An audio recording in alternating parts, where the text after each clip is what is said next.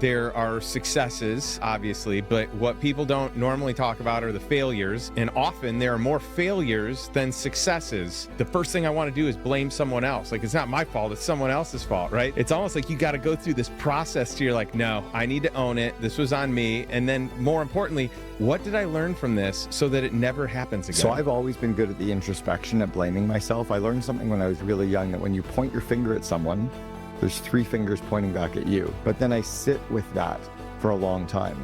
And because I'm sitting with that, I tend to get depressed, or I get stressed, or I get a little anxious. I think we need to actually socialize that failure is part of the entrepreneurial journey. Too many people are trying to be entrepreneurs thinking it's all about lying on the beach with your laptop and having a great life, or flying on a private jet, or driving your Lambo.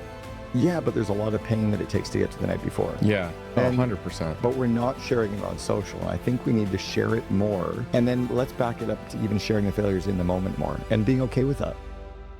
Well, hey, Cameron, good to have you back on the show for round 2. I'm glad you're here in Austin hanging out and maybe making this a home base in the U.S. Yeah, maybe for sure. My wife and I are looking at this as our forever home in the U.S. market. I love it. So many reasons. We have to talk real quick. I mean, we got all kinds of things we can get into, but you've spent 5 years now traveling. You sold everything 5 years ago, whatever you could fit in, a suitcase or two, and that's it. And so you've been country to country to country, for 5 years. I think I've been to 94 countries, but in the last 5 years, I think you've gotten to almost that number. Yeah, we've done 80 in the last 5 years. Wow. Yeah, it's crazy town. And some of them 7 or 8 times. Like, I've been to Dubai 10 times, Italy 7 times. Wow. We've been moving a lot.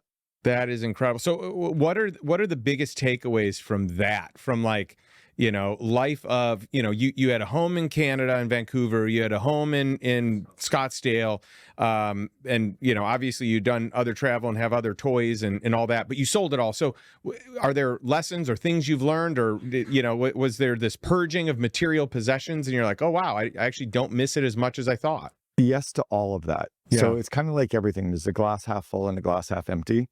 The getting rid of, one big lesson was don't join a lot of golf clubs, because I gave back my golf course membership in Vancouver. I gave back my one in Scottsdale. I gave back my tennis club. So I walked away from all that money, which was crazy. And then you look at all the stuff that we had that is now gone, given away, gifted, sold on Facebook Marketplace, donated. I donated pretty much a full 2-bedroom worth of stuff to an old landlord from 10 years before that I knew he was going through some financial trouble. I gave him a bedroom suite, a dining room suite, some office furniture, some carpeting, some kitchen stuff. And I just gave it to him as a thank you, because he'd really helped me out 10 years before. That felt really good. You realize how little you need. And I think I had 12 or 13 belts. Now I have a brown one and a blue one. For real. I have three long sleeve shirts. I used to have closets filled with clothes. So the hard part was getting rid of stuff that there was an emotional tie to, like photo albums. We took all the ones we liked and had them digitized, and then threw out dozens and dozens of photo albums. Family heirlooms. It was, which ones do you keep and which ones do you throw away? And then silly things like I loved my wine glass collection that I had, or I liked my cookbook collection that I had. You throw it all out, you give it all away. Yeah. And then being down to, so that part was hard and good at the same time. The other thing that's really hard right now is having any feeling of awe, like any feeling of comfort. Like if you go home at the end of the day, you can sit in your comfy couch, you lie in a bed, you like your pillows, right? I think I've been in 180 Airbnbs in the last 5 years. So I've never had a comfortable pillow, right? And friends, like you've got friends that you can call on. I have to find a new friend group pretty much every week. So that's been hard as well as exciting. That's interesting. So moving forward, you're potentially going to make this a home base. Somewhere in the U.S., you're going to have a home base. I hope it's Austin. I'd love to see more of you. What does that look like? Like how much are you here versus how much are you traveling? Well, I'm a Canadian citizen. My tax base is Dubai. My company's based in Dubai. I'm a Dubai resident, but I only have to go. I have a golden visa. I only need to go 1 day over a 10-year period. So now I'm legally only allowed to be in the U.S. 120 days a year. Okay. Otherwise, I'll trip over their tax rules. And I can only be in Canada 180 days a year. So buying a place in the US, it would be 3 to 4 months a year. Okay. I love it here. I've got lots of friends here. I like the lifestyle here. There's too much going on in Austin, but I won't be in one place forever. Right. So we're looking at probably Northern Italy as a place. Nice. And then a place in New Zealand called Wanaka as our Southern Hemisphere, and look to have 3 homes that we would kind of rotate time through. and then still do bucket list activities and trips and, you know, some adventure travel. Sounds like an epic lifestyle. I love it. All right. So, in order to get here, there are successes, obviously, but what people don't normally talk about are the failures. And often there are more failures than successes. And I think it'd be really fun to get into that today. Into it? All right. So, I've been talking a little bit recently with some friends about failure, and I realized that there's not a single entrepreneur who I've ever met that will talk about the failure online on social media in the moment that they're in the actual failure, right? We're not going to talk about being robbed or theft or embezzled or firing our best friend or not being able to meet payroll or the marketing campaign that didn't work or not enough cash coming in or arguing with the landlord. We never talk about any of those issues in the moment because we're too vulnerable. Right. So we don't tell our employees, right? Sometimes we don't even tell our spouse because we're really trying to panic through the fear. And we live in this really compressed world, but we will go online and go, oh, here I am in Sicily on the ocean having my beautiful life. We talk about the good stuff, and then we'll talk about the stressful stuff a couple of years later when it's done. Yeah. And I think it's because we have to protect our business and our investment. And then I've been interviewed so many times on social media, but also doing live speaking events. I think I'm just getting tired of telling all the success stories. So yeah, I wanted to go in and talk about some of the failures. Oh, I love it. Well, so where do you want to start? Life or business or all of it? Or yeah, I mean, I think, you know, it's interesting. You had set up, you know, this talking about like you don't share the failures in the minute or in the moment.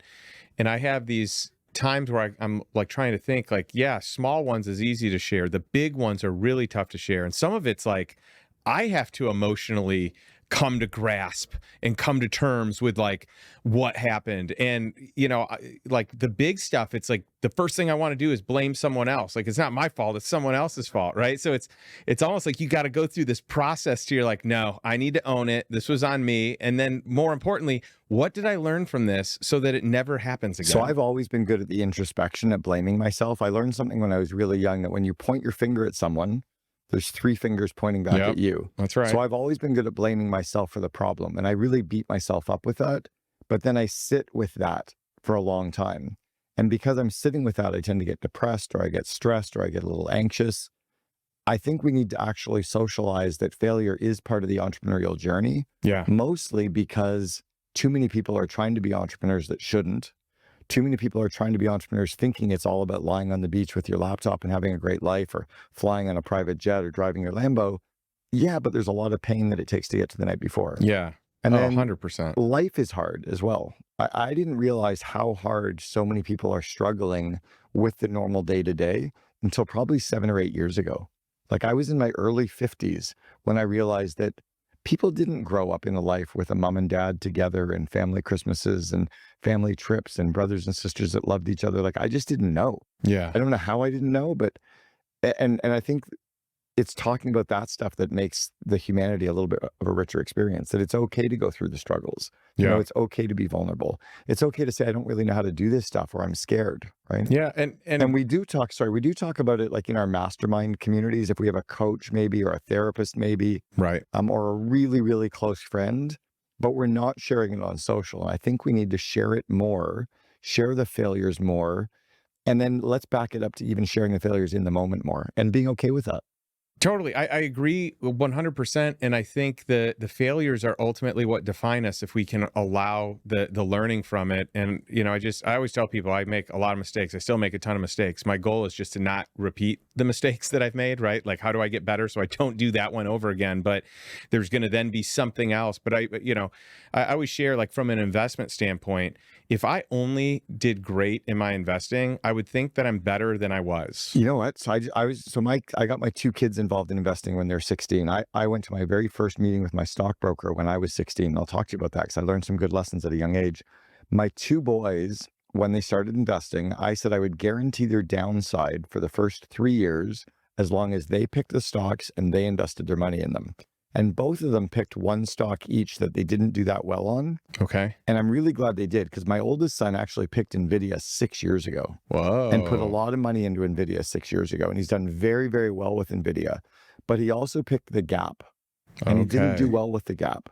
But he learned about retail. But I'm glad he had a failure, because if he'd only had a bunch of investments like NVIDIA, he'd be too kind of cavalier and too risky, right? So I think failure is a good lesson. I remember being in Las Vegas when I was 18, and my dad gave me $100 to play blackjack with. And I lost $100 in 6 hands of blackjack. So I had to split and double down a couple times. And I lost it all in 6 hands. This was 1981. I was sick to my stomach because like that was so much money. It's still a lot of money. But it was so good that I lost that money that now I'm just not cavalier with I really don't gamble anymore because I still feel that sickness of it, right? Totally. Well, so I love that. I love the perspective that you get when you lose. The couple of my bad investments, I invested in a couple of mining companies in the 1980s. Oh man. And I could have done Apple or Microsoft. Oh no. Right? Why did I do mining companies? Because I grew up in a city of mining speculators. Yeah. And then by the way, that's what it is. True speculation, right? The difference between investing and speculating. And getting excited about the local entrepreneur. My dad was an entrepreneur, but he was a bit of a gullible entrepreneur. And he would like these people and he would put money into their deals, always kind of hoping. And that was a good lesson for me to learn, right? Like, no, these aren't good investments. Now I only buy really good quality stuff. Yeah. And then I got in and I invested in this Atlantis submarine, subaquatics. They have these tourist subs all over the world that you can go for rides. What a horrible investment. Well, what was I doing putting $2,000 into this in 1986? $2,000 again in Microsoft or something back then, and we knew Apple was going to be something, or even IBM or a company like that. Yeah. Yeah. Well, it's incredible. And by the way, not to beat a man when he's down, but one of our members invested in Microsoft years and years ago, probably around that time frame. And that one specific investment has single-handedly put her in a very high net worth stratosphere, which is pretty cool to see. And she has never sold any ever. So she has siblings that have sold. She's just held indefinitely and has done very well. So you might not like my investment portfolio. I'll tell you what it is, but it's based on having lost some money early and betting on things that were speculative. That's terrified me. So I only have the stomach now to invest in what I still perceive as quality companies that are growth. So I have 100% of my net worth. 15%, 16% is in Bitcoin. Okay. And then in my other 84%, it's 100% in Apple, Nvidia, Microsoft, Google, Meta, Tesla, Uber. There's a couple others that are in there. AMD. But it's just, I'm literally in the core 10 tech stocks. Berkshire Hathaway? None. Okay. No, I'm literally in just the tech. That's it. And it's like, they're not going away. They just keep printing money. They're buying up their entire market share right now. They're sitting on cash. And if all of a sudden there's a problem, I'll just sell and liquidate it all. But I just keep buying. If the stocks are down, I buy more. Like if the stocks are down, I buy more. I get excited. But I'm just all in on those.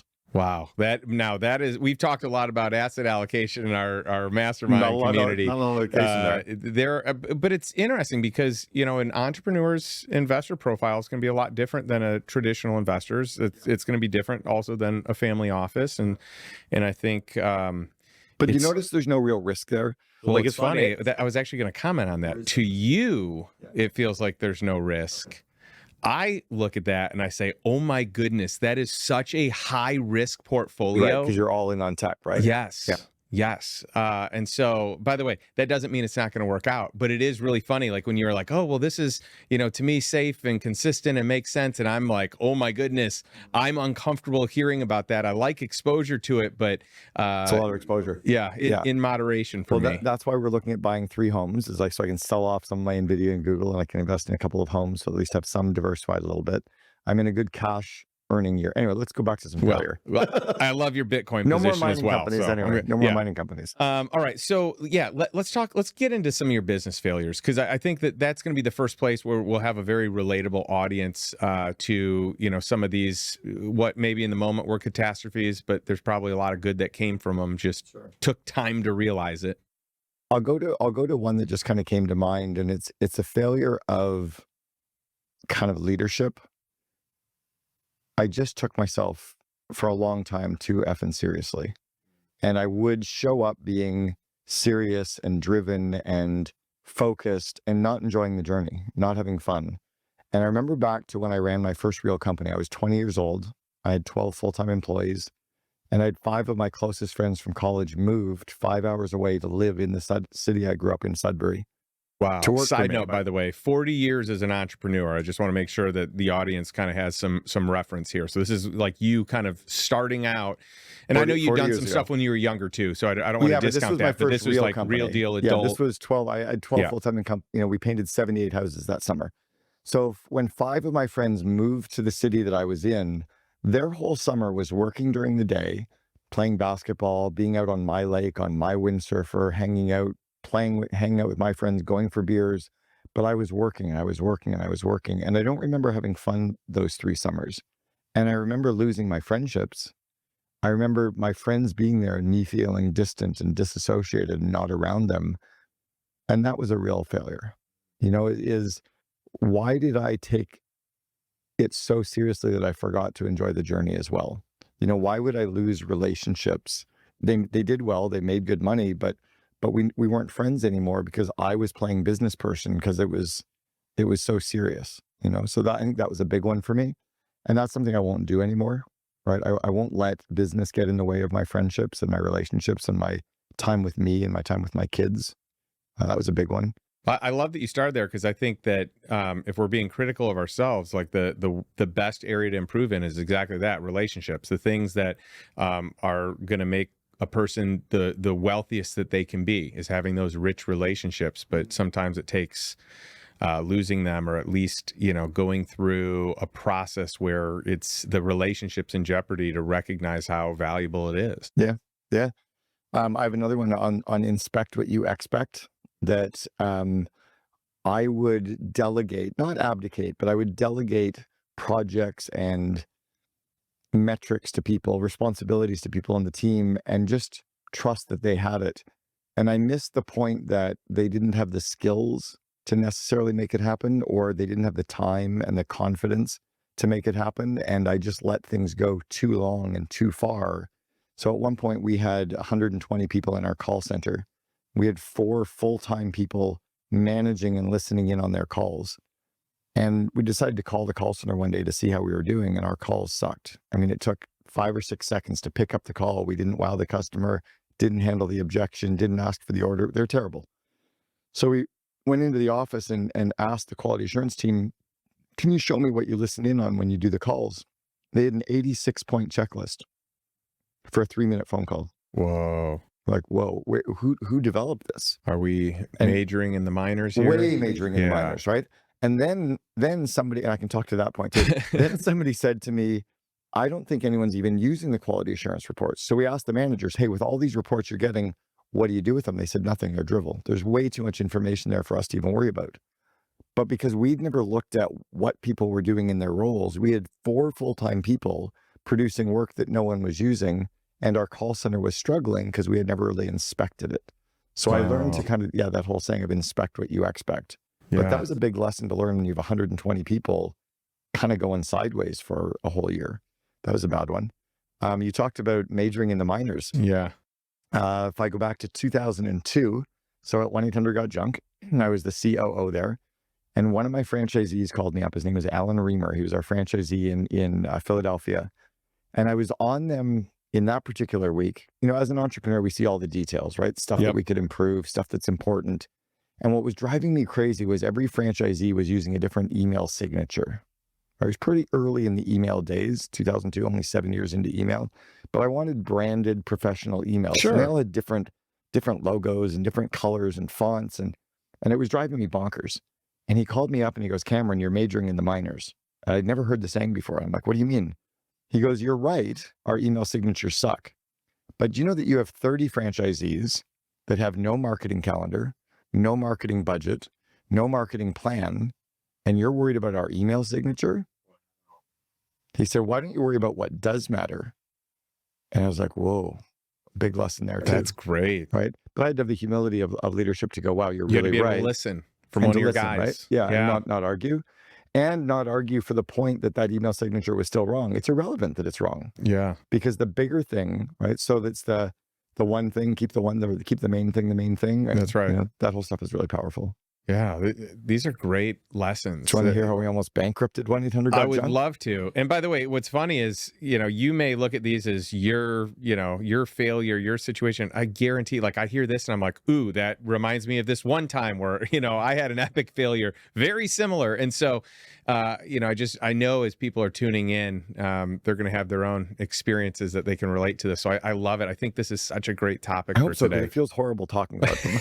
It's not like I'm used to standing on stage talking about here's all our good successes and how you build it, but maybe there's some lessons in the failure. Yeah, I think there are. And people know your lifestyle. They know you've done well enough to have recovered from all this. So, well, there's some hard parts in the moment. So you always learn the most from the hard parts. You always do. You realize how human you are. Yeah. And how easy it is to make mistakes, how blinded you can be by other things, how inexperienced we are, how little we actually know. Yeah, we're all still growing, man. Mm-hmm. We're all still growing. Every day, this is the biggest thing we've ever done too, right? Every day the company gets bigger. It's like pushing a snowball up a hill. Yeah. It's tough. So 1-800 got junk. I was the chief operating officer. We had about 3,000 employees system-wide. We were operating in 330 cities, 4 countries. It's massive. Huge business. And our VP of finance came up to me one day and he said, "Are you sure we're not growing too quickly? Are you sure we're not opening up too many locations?" And I was like, no, we got this. And he goes, okay. And he kind of walked back to his area and we kept plowing forward. And about 3 months later, we had a new CFO joining us. And she had been the CFO at Business Objects, huge company, $1 billion company. And she basically pulled the fire alarm one day and said, "We're going bankrupt." Whoa. And we're like, "What do you mean we're going bankrupt? We're growing like crazy. We're the number 2 company in Canada. We've doubled our revenue 6 years in a row." She said, "We're running out of cash." I'm like, "Well, we've got $5 million in the bank." She goes, "No, you had $5 million in the bank. We'd spent $2 million on an office renovation and a move. We'd spent $800,000 on employee bonuses, $600,000 on taxes, $400,000 on a glass stairway to connect the 3 floors together. And we drained the $5 million in our bank." Oh, so wow. I'm like, no big deal. Let's just go ask the bank for a credit line. Look how good we are. Because we had no credit line, no loans, nothing. We'd built the entire company off cash flow. We went to the bank and the bank said, "We can't loan to you." We're like, "Why not? Look how good we are." They're like, "You don't know how to run a company." We're like, "Sure we do. Look how big we are." They're like, "No, you don't understand how to leverage the balance sheet. You don't understand cash flow. You don't understand budgeting." We're like, "Sure we do." They're like, "Well, if you had, you wouldn't have spent all the money." Right. We're like, "Well, we didn't need your money because we had all the money." Like, we were so naive in understanding. And they said, "If you'd come to us when you had $5 million in the bank, we would have loaned you $5 million, but we're not loaning you a penny." Whew. So Brian, the founder, had to go to his mom and borrowed $420,000 to meet payroll. Oh my goodness. The next day we paid everybody. Then we fired 30 people out of the 248 at the head office. Then I spent 2 weeks phoning all of our vendors, telling them they weren't getting paid for 90 days. We were we didn't pay ourselves expenses. We cut the leadership team's pay. Like, we went into full-on scramble mode because we'd almost bankrupted the business. That's scary. And the big lesson I got from that was, if you're not willing to listen to your team, right, like your VP of finance, hire someone you're willing to listen to. But God gave us 2 ears and 1 mouth, and we need to use them in that ratio. Yeah. Now, Facebook was just starting that same month. That was like early 2007. So we weren't really on social media because it didn't exist. But I'll tell you, I would not have been on social media talking about the problem in the middle of the problem. That's right. Right. That's right. Yeah. You could sink the company indefinitely. Like, that is permanent loss if you do that. So I do get why sometimes we need to, in the moment, not share these. It's brutal. Yeah. The full transparency of what's happening. Maybe let's punt it down the road a little ways. Want to talk about health? Yeah. While we're on it, let's hit them all. Yeah, this is great. So you're healthy. I'm healthier now. I used to weigh 40 pounds heavier than I do today. Well, you look great. Thank you. Yeah, so you look fantastic. I'm 182 today. I was 222 pounds when this story happened. So it was October. When was this? October of 2000. Okay. I have a picture. I was very different. So I didn't know you at this time, because I keep thinking to myself, I don't know you being that heavy. Yeah, no, I've really good course correction. So it was October of 2000, and I was running an internet company in Seattle. We had 900 employees at the business. And one of the VPs turned to me. I was the head of corporate development, and he turned to me and said, "Are you okay?" And I turned around in the elevator and said, "Yeah, I'm fine." And I collapsed on the floor of the elevator and started crying. Oh my goodness. And I was having a nervous breakdown. First one, I'm assuming, that you've ever had. First one. You didn't even know what it was in the moment, right? No, I just knew that I needed a drink and a cigarette, and which I don't smoke and I don't drink anymore, but I sure did then. Oh my goodness. So I went to the doctor a couple of weeks later, and my wife and I were buying a home, and I needed to get insurance for the mortgage, and you had to have a medical to get the insurance or something. So I'm getting the medical, and the doctor goes, "What's going on?" I go, "Not much. I've got this weird metallic taste at the back of my neck. It's kind of like I'm chewing on tinfoil or something." It was this weird taste. It's the best way I can describe it. My neck and shoulders were always tight, and I had this taste at the back of my neck.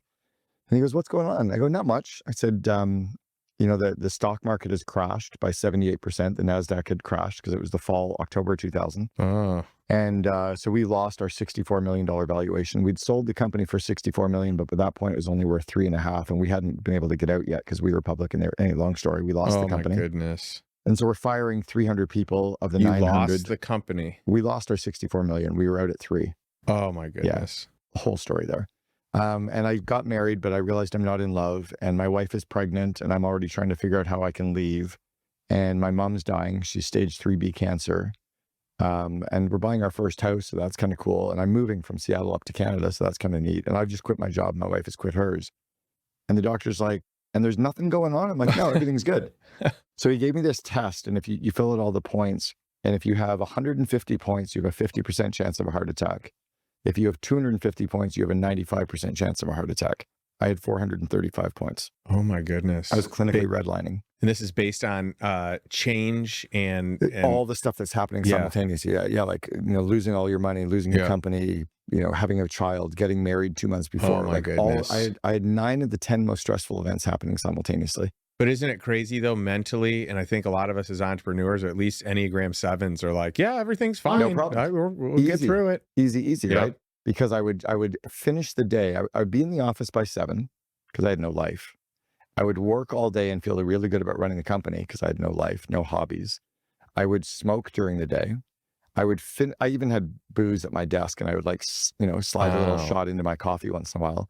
Then I would go for dinner. It was the height of the .com era, so we'd go to one of the best restaurants in the city. I'd start with 2 Manhattans, some red wine, and finish with Grand Marnier.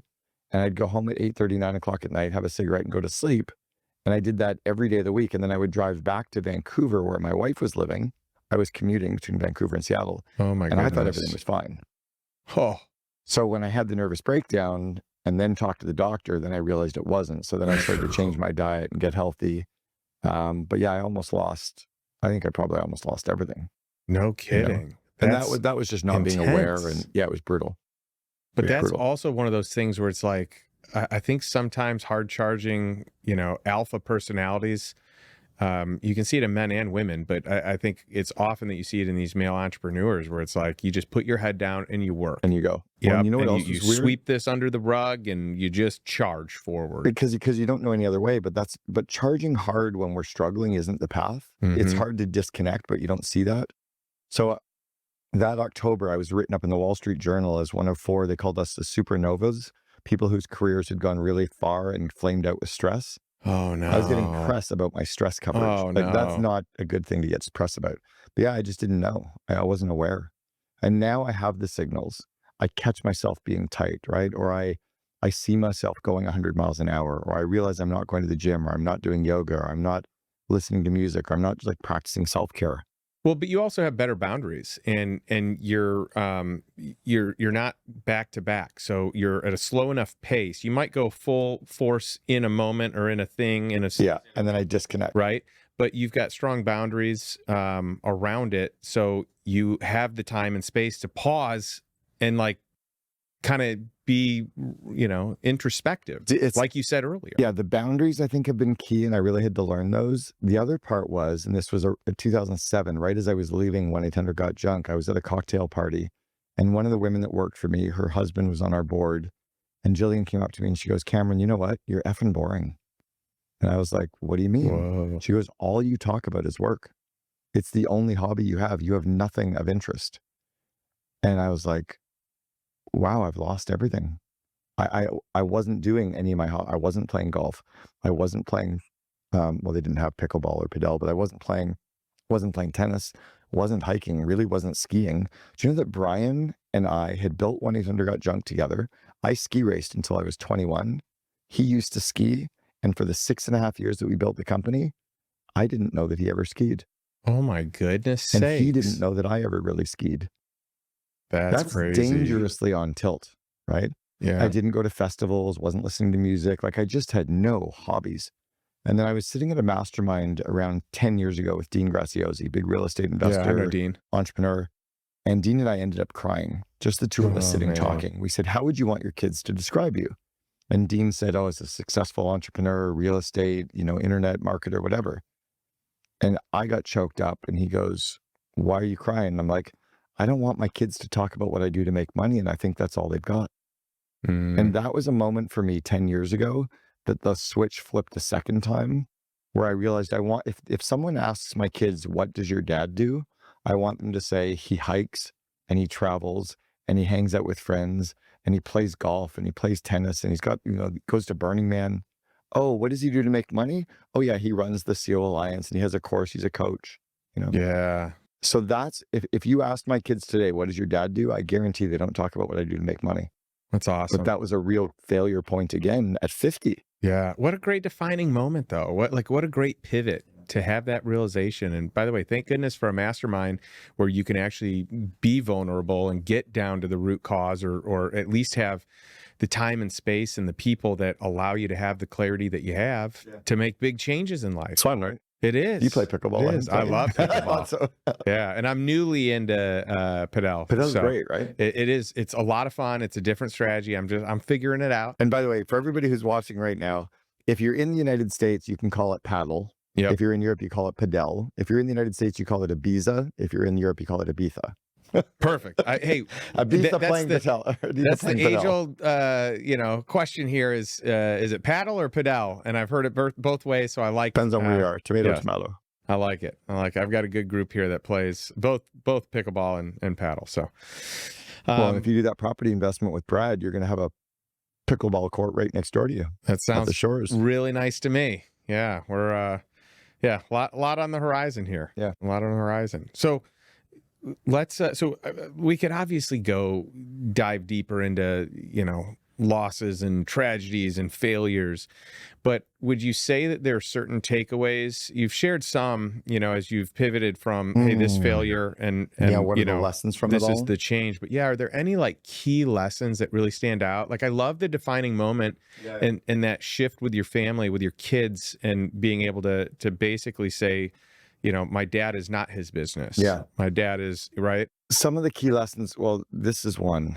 I got it tattooed on me to remind me. So this is the Ram Dass quote, walking each other home. It's in Hindi, but it's a reminder that none of this matters, right? That we're just doing this and taking care of each other until we die. So we may as well enjoy the journey. That's been a big lesson for me, a big defining moment for me, is just to remember that don't get so wrapped up in the day-to-day of the business, to enjoy the whole journey, to be more human with the people that I'm with and realize that they're all struggling, that we're all struggling, has been a big lesson. The listening more than I talk, and being more curious has been a big lesson. That's good. Really listening, really caring about my employees, not about their dog's name and their birthdays, but who they are and the humanity of who they are, and really, really caring about them, because all this other stuff will take care of itself later, I guess, has been a big one. Living within my means, really living within my means. I've invested 15 or 20% of everything I've ever made all the time. I'm excited about it. And I've got my kids doing it, but I don't need to have all the TVs. And do you know that I only bought my first pair of nice jeans about 7 years ago? Wow. I was just Levi's until I was 53. Because I don't need to spend $300 on a pair of jeans when these $100 Levi's are quite good, right? Yeah. But then because I was investing, then now I've got money that I'm sitting there that I can kind of play with a little bit. So that was a big one. It might be fun. We had talked off camera a little bit about even some investment, moves, not necessarily failures, could be failures, but just some investment things that you've picked up over the years. We got into it a little bit. I don't know if there's anything else that you want to share with that. that could be fun for our specific audience, because people that tune in here, they love the entrepreneurship journey. They love the idea even of transitioning in many cases from W-2 to entrepreneurship or side gigging. But then I think the masses, and we got people on both sides of the aisle, right? We've got corporate America, we've got entrepreneurship, but I think everyone's really interested in investing, lifestyle investor type of income to cover life, that sort of thing. Like, how do we make good choices around money, investing, cash flow, et cetera? So I'll give you some thoughts around it that I think are really applicable for everybody who's listening or watching. We have to make it very normal to talk about money. Yes. And completely agree. It's scary to me how few people do and how few people know about it. So my assistant, who's been working with me for 10 years, I finally got her investing. But she only told me 3 years ago that no one had ever taught her. She's like, my dad didn't know, my mom didn't know, we didn't talk about it in school. My friends are embarrassed to talk about it, so we just didn't know what to do. Oh, man. I didn't know that. I didn't understand that. So now I'm spending time with all of my employees, with all of my nieces and nephews, setting them up and showing them what dollar cost averaging means so they can buy. Like if you have a really good stock and it goes down in price, don't sell. Get excited and buy more of it. Like something good is on sale. Yes. Right? If you're going to buy a Porsche and the Porsche is 30% off, go buy the Porsche. It's on sale. Like, right? It's a good brand. Totally. So get excited about dollar cost averaging and then teaching them about compound growth. So I built a little spreadsheet. I can share it with you. We can share it with people. The eighth wonder of the world, according to Warren Buffett, but right? people don't really see it. Right. So you'll say it. So I built a spreadsheet to show it and how it works. I like that. The spreadsheet, most people are visually oriented. Right. So well, the spreadsheet shows if you invest $10,000 a year from the time that you're 20 until the time that you're 30, okay, just 10 grand a year for 10 years, starting at 20, and you get 10% growth. By the time you're 60, you'll have $3.2 million just because of the normal compound growth of starting at 20. Now, if you start at 30 and you invest $10,000 a year for 30 years, so you've invested 3 times as much, you'll only have $2.2 million by the time you're 60. That's crazy. That's a big difference. I showed that to my nieces and nephews when they were between 13 and 18 years old. They're just like, can we start now? So I'm like, yes, we can start now. So then what I said is pick 3 stocks. They have to be good ones. You have to tell me why you're buying them. And if you buy them and hold them for 3 years, I will guarantee that you have no less than what you put in. So they all invested. I guaranteed their downside, and they're all now excited about investing. By the way, I love that. Guaranteed their downside. Can you just elaborate on that? Because I think there are a lot of parents that will tune in that I hope you just copy this. Like, this is a great strategy that builds confidence for kids or people. Or adults. So I did it with my sister. So don't invest. They don't know this world. So 2 years ago, I said to my sister, you still don't have Bitcoin. And I've been talking about it since 2014. Like, how is it possible? I have Facebook posts in 2014 saying I was accepting Bitcoin. Wow. How is it possible that it was 2024 and you don't have any? She goes, I don't understand it. I'm scared. She's an entrepreneur who had run her own company for 28 years. Oh my goodness. Owns lots of real estate. She was scared about Bitcoin. So I said, here's the deal. If you invest $25,000, but it has to be $5,000 a week for the next 5 weeks, because I want you to learn dollar cost averaging. At the end, as long as you hold it until 2030, December 31st, 2030, then I will guarantee that you have at least 25,000. If it goes to 20, if it goes to 15, it goes to 10, I will at least make sure that you have at least 25 grand. And if it goes up, anything that goes above 25, I get 10%. She goes, done, let's do it. I'm like, great. That's awesome. But I did that for each of my nieces and nephews. So the guaranteeing the downside means is whatever you invest, I'll guarantee that after 3 years, you have at least that much money. Okay. Yep. That's awesome. But you can't sell your stocks. I love that. You got to watch the pain. Got to hold it. Because I want them, even if they lose, I want them to know, oh, why did, like my sister bought Peloton 5 years ago. I'm like, that's a stupid business. It's a good hype. It's a cool brand. It's a horribly run company. And what happens? She loses 90%. Yeah. Right. It looked like everything was going great not during when you COVID. Looked at the P&L. Okay. Right. So by the way, this is a good distinction money of why you're investing. So, you're talking about going heavy in tech, but also this tech that you're talking about is very cash flow positive. I'm looking at very fundamentally strong companies.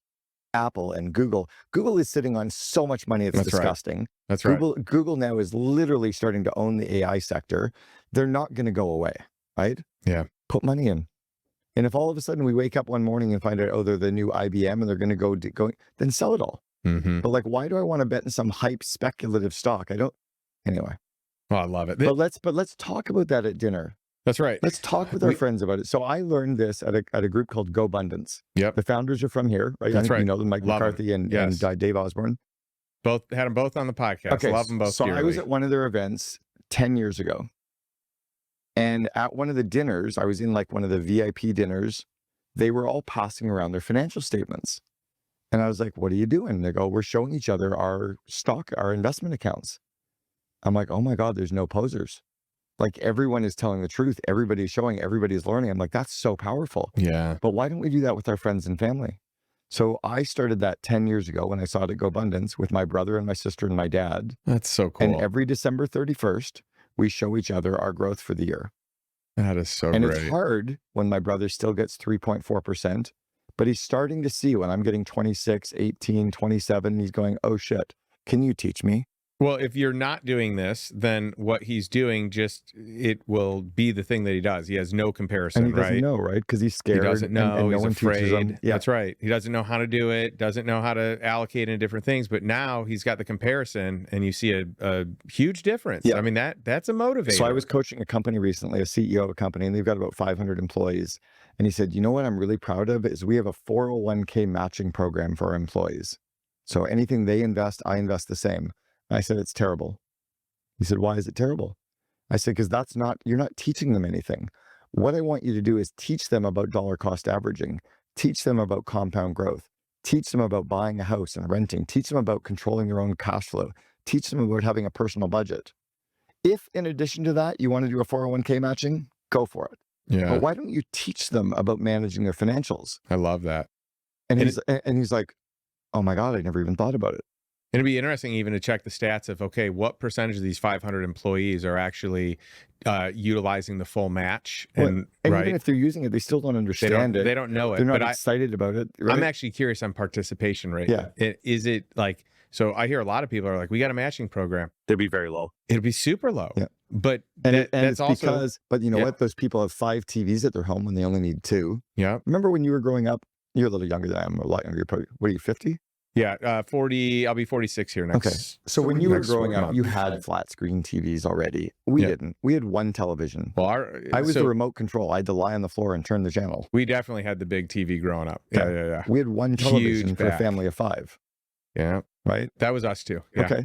Now you got one in the family room, one in the kitchen, one in the living room. You got one in everybody's bedroom. Like, you don't need 6 televisions. Yeah. What you need to be doing is investing for your retirement, investing for your kids' education, investing so you can have cash flow, so you can quit your crappy job and enjoy your life, right? Cash flow. Invest for cash flow. That's right. By the way, I'm in 100% agreement that the other thing should be taught. I would actually venture to guess, and maybe you can track this with a CEO if you're still doing coaching with them.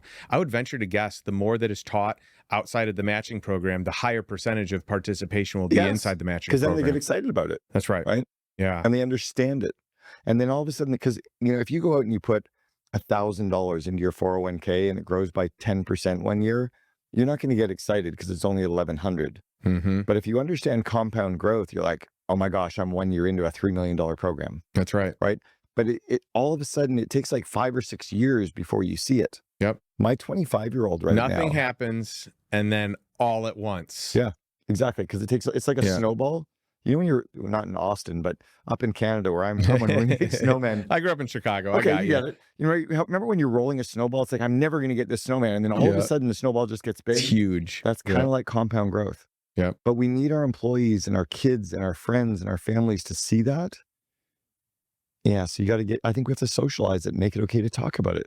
I completely agree. I love your modeling of it, but yes, it cannot be taboo anymore. We have to be able to discuss it. So when someone applies to Lifestyle Investor, there's a pretty deep intake form. And we ask, these are all questions that to me, like, I want to know, our team wants to know, our member board wants to know, so that we can make a good decision on someone getting in or not getting in, or maybe they should go into tribe of investors or in foundations. They Though they cannot. They have to be approved. I like this. Cannot. right? Because I didn't start Lifestyle Investor to make money, right? I have all of our investments, so we're good there.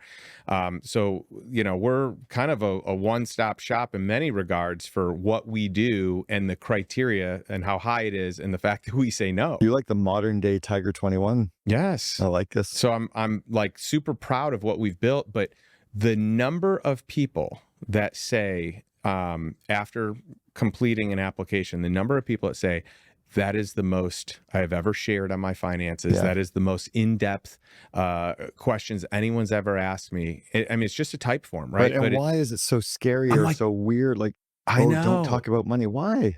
It makes me sad. Talk about the Chicago Bears anymore. That's the most. And by the way, sometimes it's like my spouse doesn't even know this. My family doesn't know. And by the way, I say this all like I'm not trying to be judgmental whatsoever. I'm sad that this is where we are, that we can't or don't talk about these things because it's never going to get better. My wife until said we can to me talk 3 openly. weeks ago when I was talking about her investment accounts, I've really helped her scale up her investments. I said something. She's like, I don't really care. I'm like, no, I need you to care. I need you to care and understand. I'll still watch it a couple times a day, but I need you to care and understand because it's important. And she's like, okay, I will. I love it. You know? Well, this is a great wrapping point. I love what we've covered today. You have so many years of wisdom, 40 years on entrepreneurship, even more than that, investing. Where can people learn more about you, Cameron? Easiest place is the main website is CameronHerold.com. It's HEROLD. So CameronHerold.com. It has links to all my books, my online course, my coaching, my podcast, YouTube channels. It's all there. And give a plug for the COO Alliance too. Because there's no one else in the space that I know of that's doing second in command the way that you are. And I think it's brilliant, you know, for anyone who's running a business that they have a place for their COO to go and learn and grow. Sure. Did you and I originally meet at the Genius Network? Is that where we would have met? Or do you remember where we met? No, actually, we met through John Rulin, the late, great John Rulin, at an EO event in St. Louis. Oh my gosh. You came and spoke. Yeah, I remember. So it was a long time ago. Yeah. Okay, so it's not too long after he had wowed you with the package of clothing. The Brooks Brothers clothing. Yes. Yeah. So you and I were both involved in mastermind communities. Yes. So EO was my first mastermind I joined 30 years ago. And I've been in the Entrepreneurs Organization and Genius Network and Strategic Coach and Baby Bathwater and War Room and GoBundance and Maverick, and like so many events, right? And I realized one day sitting at a Genius Network event 10 years ago that there were a lot of groups for entrepreneurs. And then there were events for marketers and for lawyers and for accountants, and there was nothing for that second in command. So I decided to start a group called the COO Alliance, where no entrepreneurs are allowed, but they're second, like you would never be allowed to come to an event, but Ryan, I think Ryan Casey is your COO. That's right. So Ryan could come to our events. Ryan can be a part of the mastermind, and Ryan would be surrounded by a bunch of other COOs. So we started that community up for them so that they can grow their confidence and their connections and grow in their career and grow the companies they're running. Yeah. So where can people find more about that? It's all at the same Cameron Herold website or COOalliance.com. Perfect. Yep. Well, hey, this has been fun. Thanks for coming into town. Glad we could do this live and in person. It's never more fun than being in the same room. Well, next time we're doing pickleball. Yes, 100%. Maybe we can still get it in this time. Not this one. Thank you. Okay, bye. Appreciate it. One last thing. I love ending every episode with a question for our audience.